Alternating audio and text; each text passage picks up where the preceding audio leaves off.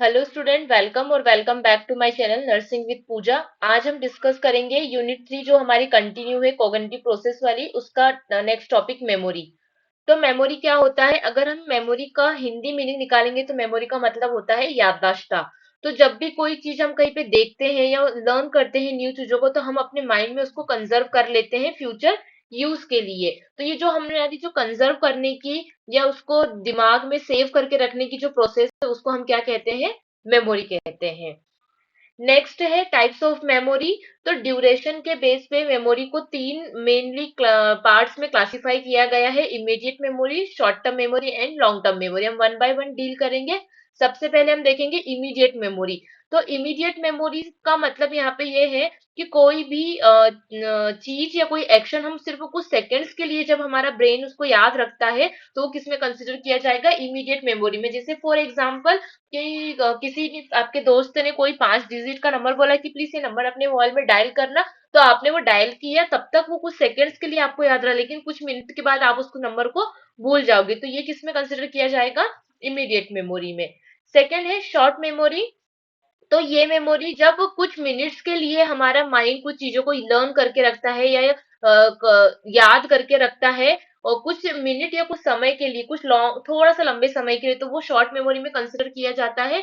जैसे कि जब हमारी एग्जाम्स होती है तो हम सारी चीजें याद कर लेते हैं, और जब हम एग्जाम खत्म होने के वो कुछ महीनों या कुछ हफ्तों तक हमें वो सारे जो भी आंसर्स है या जो हमारी पढ़ाई से रिलेटेड चीजें हैं वो हमें याद रहती है, उसके बाद में हम उनको भूल जाते हैं, है ना? तो वो किसमें कंसिडर किया जाएगा? शॉर्ट टर्म मेमोरी में कंसिडर किया जाएगा।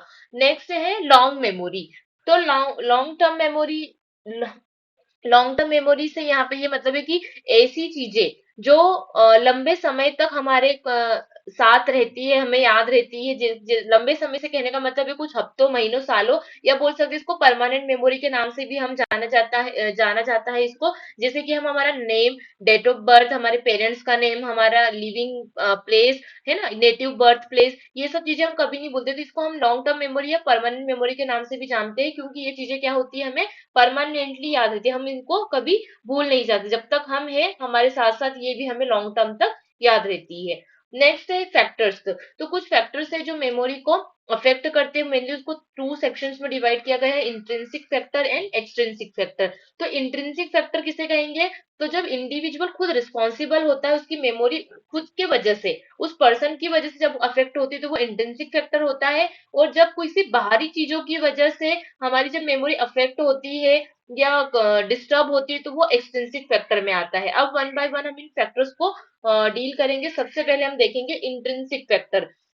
इंट्रिंसिक फैक्टर में है meaning of the material. Meaning of the material से यहाँ कहने का मतलब ये है कि कोई भी आप जस्ट एक बुक ले लो, अगर कोई बुक आपके एक एक लैंग्वेज आप पढ़ रहे हो, और वो अगर आपको समझ में आ रहा है, उसका मतलब, आप कोई मूवी आप देख रहे हो, उसका मतलब आपको समझ में आ रहा है ना, तो वो क्या रहेगा? आपको लॉन्ग टर्म तक याद रहेगा। लेकिन अब आपने कुछ देखा या पढ़ा, वो आपको समझ ही नहीं आया, तो वो आपको याद नहीं रहेगा। जैसे कि ये मैंने एक पिक्चर लगाया चाइनीज लैंग्वेज का, कि आप नेक्स्ट वाइफ तक भूल जाओगे। क्यों? क्योंकि ये आपके मतलब की चीज नहीं है। लेकिन अगर यहाँ पे मैंने कोई हिंदी का सेंटेंस लिखा होता या इंग्लिश का सेंटेंस, जो लैंग्वेज आपको समझ में आती है, तो बाद में भी लेट तक भी आपको याद रहता है कि हाँ, इसमें मैंने ये एग्जाम्पल के साथ में ये स्टडी की थी। नेक्स्ट है amount of the material. Amount of the material में देखो, पिक्चर में आप देख सकते हो, एक बहुत मोटी बुक है और एक बहुत पतली बुक है। तो जब लर्निंग बहुत ज्यादा हो जाती है, जब हम बहुत ज्यादा चीजें पढ़ते हैं, कंटिन्यू पढ़ते जाते हैं, तो हमारी ब्रेन में क्या है, सेव होना बंद हो जाता है, तो वो हमें मेमोराइज नहीं होता है। वहीं हमें कुछ पन्ने या छोटी बुक पढ़ेंगे तो वो हमें और अच्छे से याद रहेगा, लंबे समय तक याद रहेगा। नेक्स्ट है डिस्ट्रैक्शन। डिस्ट्रैक्शन को आप बहुत अच्छे से समझ सकते हैं। आप अपने मोबाइल को ही ले लीजिए। अगर आपका मोबाइल बार बार में उसमें नोटिफिकेशन पॉपअप हो रही है, और आप अगर पढ़ाई कर रहे हो, तो आपका ध्यान उस पर नहीं बनेगा, तो आपको चीजें याद भी नहीं होगी। वहीं अगर आप मोबाइल साइलेंट करके, स्विच ऑफ करके रख के फिर अगर स्टडीज करने के लिए बैठ जाओगे, तो वो चीजें आपको बहुत इजीली लर्न हो जाएगी और आपको मेमोराइज रहेगी। नेक्स्ट है time required to vocalise response. इसमें यहाँ पे इसका मतलब ये है कि जो भी इजीएस्ट शब्द होते हैं या इजी लैंग्वेज में कोई चीजें दी हुई और आपने उसको अगर पढ़ा, तो वो आपको लंबे समय तक मेमोराइज रहेगा। लेकिन अगर कोई डिफिकल्ट लैंग्वेज में आपने उस सेम आंसर को पढ़ा, तो आपको याद नहीं रहेगा। फॉर एग्जाम्पल मैं बताती हूँ कि जैसे आपने बुक में देखा, मेमोरी की डेफिनेशन क्या है, लेकिन वो डेफिनेशन आपको समझ में ही नहीं आ रही है। मतलब तो उसका वही है जब आप हिंदी में निकाल रहे हो, लेकिन लैंग्वेज बहुत कठिन है। वहीं आपने उसको पैराफ्रेज करके सिंपलीफाई कर दिया है, फिर आप उसको याद करोगे तो वो आपको जल्दी मेमोराइज हो जाएगी, है ना। तो शब्दों के मीनिंग पे जितना मीनिंगफुल चीजें होती है, जितने बोलने में आसान होता है शब्द हमारे लिए, वो हमको उतने लंबे समय तक याद रहती है in comparison to difficult one. Next है एक्सटेंसिव फैक्टर। तो सबसे पहले एक्सटेंसिव फैक्टर में फर्स्ट हमारा पॉइंट है एज। तो ऐसा देखा जाता है कि जो हमारी 16 से 26 की ड्यूरेशन की जो एज होती है, उसमें हमें चीजें बहुत अच्छे से याद रहती है। ऐसा नहीं है इसके बाद और इसके पहले हमें चीजें याद नहीं रहती है, लेकिन जो ये एज होता है, जो ये टाइम पीरियड होता है, उसमें हम चीजों को बहुत बेहतर तरीके से मेमोराइज करते हैं। नेक्स्ट है मैच्योरिटी। मैच्योरिटी का कहने का मतलब यहाँ पे कि जैसे जैसे हमारी एज बढ़ते जाती है, हमारी मेमोराइज करने की कैपेसिटी भी इंक्रीज होते जाती है। फॉर एग्जाम्पल, आप जब 10th क्लास में होंगे तो आपको एक दो तीन अगर इंग्लिश का पेपर है तो आपको कुछ क्वेश्चंस के आंसर याद करने में भी बहुत टाइम लगता था। वहीं अगर वो बुक आपको इस समय दे दी जाए तो आप उसको एक दिन में आराम से पढ़ सकते हो, है ना। तो मेच्योरिटी एज के साथ साथ हमारी जो कैपेसिटी है, जो हमारी मेमोराइज करने की कैपेसिटी है, वो भी बढ़ते जाती है।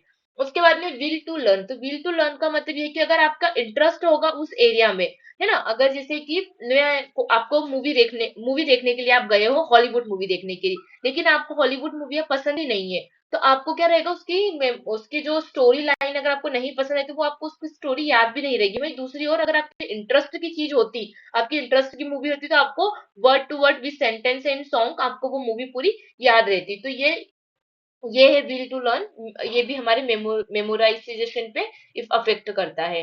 नेक्स्ट है मेडिकल कंडीशन। अगर किसी पेशेंट को फिजिकल या मेंटली कोई मेडिकल कंडीशन है, तो भी वो याद रखने में, मेमोराइज करने में, चीजों में अनेबल हो सकता है। फॉर एग्जाम्पल, अगर पेशेंट को हाइपरटेंशन है, ब्रेन ट्यूमर है, अल्जाइमर डिजीजेस है, तो क्या होगा, वो याद नहीं रख पाएगा इंडिविजुअल। नेक्स्ट है इंटरेस्ट। आपके इंटरेस्ट का अगर है, जैसे कि अगर आपको मैच पसंद है तो आपको मैच के बारे में सारी इंफॉर्मेशन, कि कब वर्ल्ड कप पहला हुआ था, कब वर्ल्ड कप जो लास्ट वर्ल्ड कप हुआ उसमें कौन जीता, किसको कितने रन बने थे, आपको सब याद रहेगा। लेकिन अगर आपका इंटरेस्ट नहीं रहेगा, इंटरेस्ट की चीज नहीं रहती, तो हमें वो चीजें लंबे समय तक याद नहीं रहती है। नेक्स्ट है इंटेलिजेंस। इन सब फैक्टर्स के अलावा इंटेलिजेंस भी बहुत इंपॉर्टेंट रोल प्ले करता है। इंटेलिजेंस का मतलब है हमारा आईक्यू। नॉर्मल आईक्यू एक व्यक्ति का 90 टू 110 होता है। अगर हमारा आईक्यू अगर इससे कम है तो हमें चीजों को याद रखने में मुश्किल आ सकती है। लोग, अगर आईक्यू वाले इन पर्सन को याद मेमोराइजेशन में थोड़ी डिफिकल्टी आती है, उन्हें याद नहीं रहता है इन कंपेरिजन टू जिनका आईक्यू नॉर्मल है या थोड़ा ज्यादा है उनके कंपेरिजन में।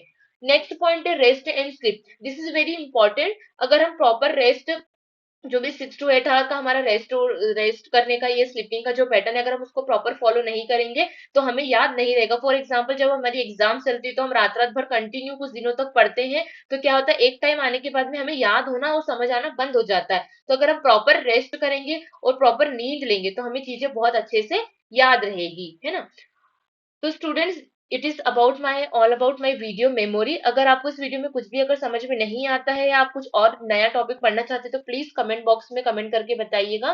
Thank you for watching my video. Please like and subscribe the video.